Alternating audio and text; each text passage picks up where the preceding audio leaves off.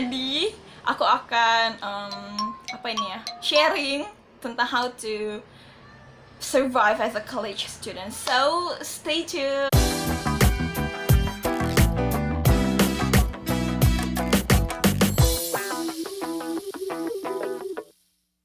Well, kemarin tuh udah pengumuman SNMPTN kan ya? Ya nggak tahu tanggal berapa tapi kayaknya udah kan ya? Oke. Nah, bersama dengan itu aku juga mau ngucapin congratulations buat semua calon-calon mahasiswa baru yang sudah diterima SNMPTN. Yang belum, jangan patah semangat karena sebenarnya masih banyak banget jalan menuju Roma. Jadi just carry on, just keep on going. Oke, sesuai dengan judul, yaitu adalah how to survive as a college student. Aku akan sharing ke teman-teman sekalian how to survive as a college student. Nah, tapi karena setelah aku buat materinya ini kayaknya panjang, ya setelah aku buat ternyata berlembar-lembar, jadi aku putuskan untuk membagi video ini menjadi 2 part. Pada dasarnya akan aku jelasin itu adalah tentang beberapa hal, ya ini ada 3. Yang pertama adalah tentang pengantar, mengenai apa saja sih hal yang baru akan kalian temui di dunia perkuliahan. Yang kedua, tips and tricksnya how to survive as a college student. Dan yang ketiga adalah hal-hal methods yang menjadi pendukung dan juga penting, serta mungkin beberapa wejangan-wejanganku ya untuk ya para calon mahasiswa gitu. Well, aku sebelumnya jelasin dulu backgroundku apa. Jadi ntar kalian bingung kan nih, orang siapa nih ujuk-ujuk tiba-tiba memberikan guide memberikan materi tentang perkuliahan. Aku udah lulus dan juga aku udah kerja, jadi aku udah bukan mahasiswa lagi. Tapi aku pernah merasakan berada di posisi kalian yang menjadi mahasiswa baru, tapi aku bingung, ini aku mesti ngapain ya? Ini aku apa yang harus kulakukan? Emang dunia kuliah itu kayak gimana sih? Emang kuliah tuh susah ya? Pokoknya banyak banget pertanyaanku yang aku bingung, dan aku juga bingung mau nanya ke siapa. Akhirnya ya aku meraba-raba sendiri, learning by doing segala macam. Nah, harapannya dengan membuat video ini teman-teman sekalian bisa memiliki mungkin gambaran atau imajinasi mengenai dunia perkuliahan, dan kalian bisa mengatur apa hal-hal yang bisa kalian lakukan dan juga apa hal-hal yang sebaiknya kalian hindari gitu. Jadi sebenarnya ini semoga aja membantu karena ya ini sebenarnya based on pengalaman sih gitu ya. Aku akan ngomongin tentang hal-hal baru yang ada di perkuliahan yang basically ini merupakan hal yang sangat berbeda dari dunia ketika kalian SMA. Tapi ini secara garis besar aja, nggak secara rinci dan juga nggak secara mendalam, karena ya itu akan pasti banyak banget. Jadi buat teman-teman yang nonton video ini dan merasa kayak wah ada lagi tuh rules selain itu yang kamu omongin, itu tambahin aja di kolom komen. Jadi teman-teman yang mahasiswa baru ataupun yang membutuhkan bisa tahu juga gitu ya. So, apa aja hal-hal yang baru? Yang pertama, itu basic sekali, itu sistem belajarnya akan berbeda. Ini pasti kalian akan notice kalau sistem belajar di perkuliahan itu akan sangat berbeda, karena ya emang berbeda ketika kalian di SMA dan ketika kalian di kuliah. Di kuliah nanti kalian akan menemui hal-hal baru, kata-kata baru seperti KRS, SKS, KKN. Kalian akan mengetahui apa itu namanya prodi, jurusan, fakultas, dan lain segala macam yang bisa kalian tanyain pas nanti kalian ospek. Nah, untuk sistem belajar yang berbeda ini, kalian dituntut untuk menjadi lebih aktif. Kalau misalnya kalian nggak mengerti tentang suatu hal, dicari. Kalau misalnya kalian cari nggak nemu, ya ditanya. Pokoknya gimana caranya biar itu jawabannya nemu gitu. Yang aktif siapa? Prinsipnya yang aktif adalah kalian. Itulah kenapa di sistem yang belajar ini kalian harus terus bergerak, jangan selalu minta disuapin, karena nggak ada yang akan mengevaluasi kalian sendirilah yang akan mengevaluasi diri kalian. Oh, aku ngerti nggak ya yang tadi diajarin? Atau tadi tuh bapak itu ngomong apa sih? Nah, jadi yang mengevaluasi itu sebenarnya adalah diri kalian. Ketika kalian merasa kalian nggak ngerti, tanya gitu ya. Atau ya dicari tahu. Jangan sampai kalian udah kuliah capek-capek karena kalian nggak mengikuti sistem belajar yang berbeda tadi, kalian akhirnya nggak dapet apa-apa. Kan itu jadinya ya take it for granted ya, nggak mendapatkan apa-apa, dan jangan sampai seperti itu. Untuk teman-teman yang ketika SMA-nya emang udah terlatih untuk menjadi aktif, untuk memberikan pendapat, nanya segala macam, itu merupakan poin yang bagus, dan usahakan ketika kuliah kalian nggak melempem. Jadi emang terus dilanjutkan. Nah, bagi teman-teman yang emang belum terbiasa dengan hal tersebut, juga nggak usah khawatir, karena kalian akan bisa terus belajar, learning by doing aja. Yang penting berani, entah itu menyatakan pendapat atau sekedar bertanya. Sistem belajar yang berbeda tadi akan berjalan dengan lebih baik ketika teman-teman emang udah belajar sebelumnya, sebelum masuk ke kelas untuk mengikuti perkuliahan. Ketika kalian udah membaca buku atau kalian udah membaca berita segala macam yang berkaitan dengan topik tersebut, kalian akan memiliki pemahaman, kalian akan memiliki materi di otak kalian. Jadi ketika ada orang yang memberikan suatu pendapat, kalian bisa tetap mengkritisi. Karena apa? Karena kalian udah memiliki bahannya sendiri, kalian udah mikir, kalian udah baca, jadi kalian gak cuma iya doang. Nah bayangin nih kalau misalnya kalian iya doang, ternyata orang tadi yang memberikan kalian pendapat atau opininya keliru. Nah berarti kan kalian juga ikut keliru. Makanya penting untuk membaca sebelum kalian mengikuti pembelajaran di kelas.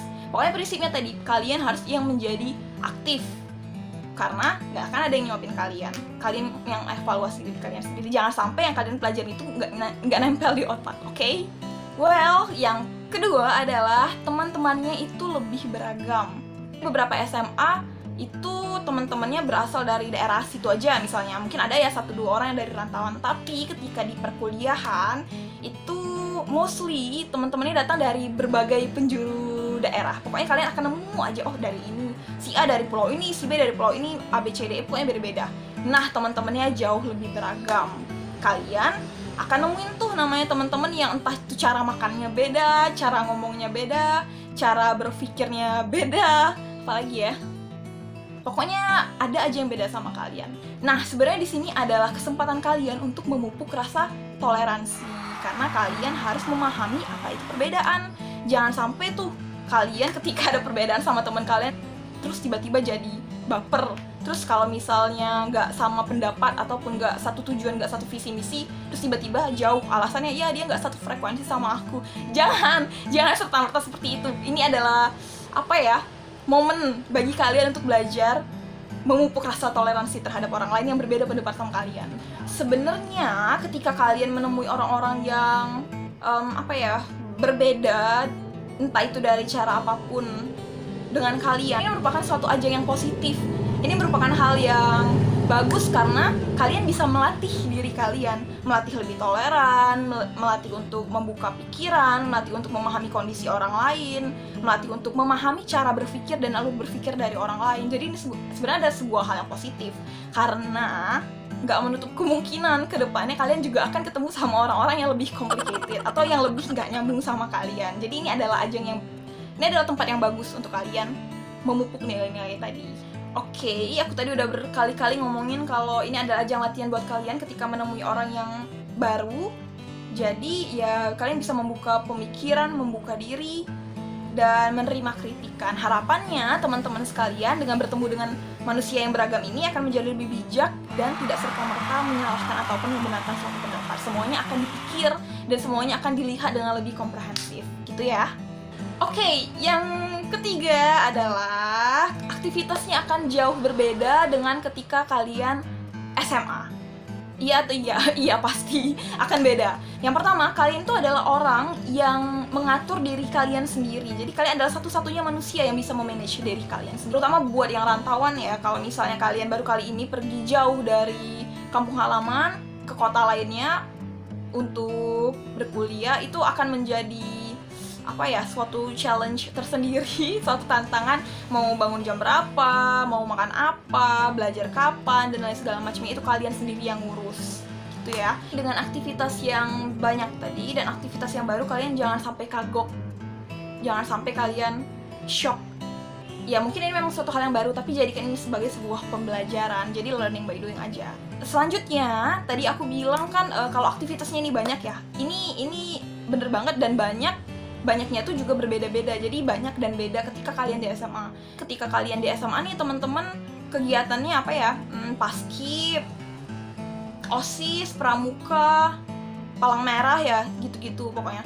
Nah, tapi ketika kalian masuk ke dunia perkuliahan, aktivitas kalian tuh nggak cuma kuliah doang atau cuma beberapa ekstrakurikuler doang. Ekstrakurikuler itu pun akan ada banyak banget, mulai dari jurusan, fakultas, univ, luar universitas, pokoknya banyak banget, dan kalian dibebaskan untuk memilih yang mana. Dengan aktivitas yang banyak banget ini, dan tiba-tiba brek gitu, kalian kayak, wah ada A, ada B, ada C, ada D, aku harus gimana? Nah itu jangan sampai kalian shock, jangan sampai kalian kaget, aduh gimana nih jadwalku tabrakan antara satu dan yang lain. Itu merupakan suatu hal yang di kemudian hari akan menjadi suatu hal yang wajar ya, dan kalian emang harus dilatih untuk memanage waktu kalian sendiri dengan aktivitas yang banyak dan beragam tadi.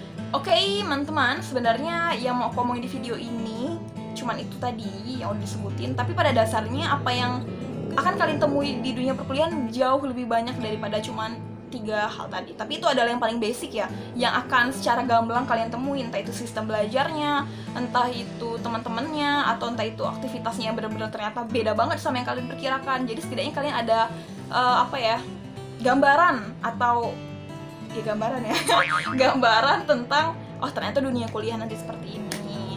Plus teman-teman, ketika kalian udah masuk ke dunia perkuliahan, kalian harus memahami bahwa kalian itu bukan siswa lagi, tapi kalian menjadi mahasiswa. Jadi kalian tuh udah dewasa, atau setidak-tidaknya belajar untuk menuju ke pendewasaan. Kalian akan terus belajar dan berkembang, dan itu merupakan suatu hal yang positif.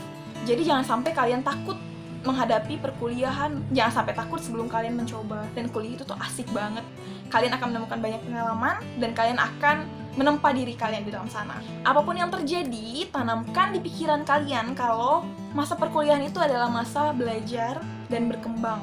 Jadi, whatever happened, itu pada dasarnya merupakan suatu hal untuk menempa kalian menjadi manusia yang lebih baik lagi. Dalam hal apapun, manajemen waktu lah, konsistensi lah, ketahanan lah, segala macamnya. Jadi ketika kalian menemui hal yang sulit nantinya di perkuliahan, jangan anggap itu sebagai hal yang sulit, tapi anggap sebagai suatu challenge buat kalian untuk naik ke stage selanjutnya. Oke? Sebenarnya itu aja yang mau aku ngomongin di video yang ini. Aku berharapnya sih ini bisa membantu kalian ya. Atau misalnya kalian ada yang mau ditanyain lagi lebih mendetail, kalian bisa kontak aku entah lewat comment below atau DM Instagram aku. Oke.